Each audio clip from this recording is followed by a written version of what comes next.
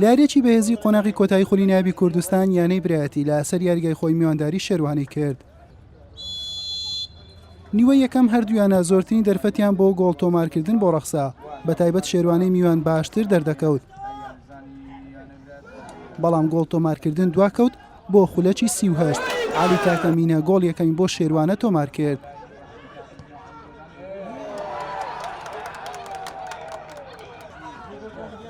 دوای تەنها 2 خولەک دانا کامەران گۆڵی دۆمیشی بۆ شێروانە زیاد کرد. لە دوا خولەکی نیوە یەکەم ناوبژوان لێدانێکی سزای بۆ برایەتی ئەژمار کرد و سەفین مەنسوور سەرکەوتوانە جێبەجێ کرد و گۆڵ یەکەمی برایەتی تۆمار کرد.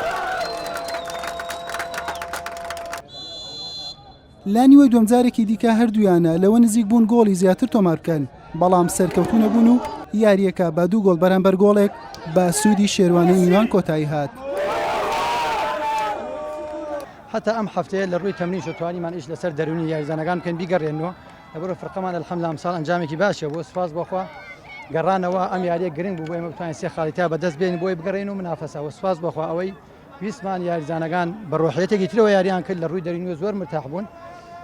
ئەم 3 خاڵە بۆ ئێمە گرنگ بوو، هیوادارم بتوانین لە هەفتەکانی داهاتووە یەکێک بین لەو تیپانە کە بتوانین ڕکابەری بکەین ئینشاءالله. و دەستخۆشیش لە ینی برایەتیەکەم ینی برایەتی ژانەیەکی بەهێزن یاریێکی قورس بوو ئێمە لە دەرەوەی یاریگاکەم. ئەوان بیدایەتی بەزەخت گەمایان لەگەمە دەکرد، ئەمە بە 2 غەڵەتی خۆمان تۆپانەکەمان داوان بەلەپەلی پێشەوەمان نەکرد بە ئەمەندەمانتانی زۆر بە ئاسانی ینی ئەنجامەکە بۆ خۆمان یەکلا بکەینەوە، بەس چکە پەلەپەلمان دەکرد و بە 2 غەڵەتی خۆشمان تۆپانەکەماندا زۆر لەوانش باشتر تۆپانێمان کرد، فرسەمان زۆر هەبوو لە دەستماندا. ئینشاءالله هەوڵ دەدەین لە یاریەکانی تعویز بکەینەوە بتوانین لە ڕکابەریەکان بەردەوام بین و لە ڕێز پێشەوە بین ئینشاءالله. بەمەنجامە شێروانە هاوشێوەی برایەتی خاڵەکانی گەیاندا 7 خاڵ و هەردوویانە لە پلەکانی دووەم و سێمی ڕیزبەندی خولەکە دێن. حوسێن محەممەد، کەناڵی ئاسمانی پەیام، هەولێر.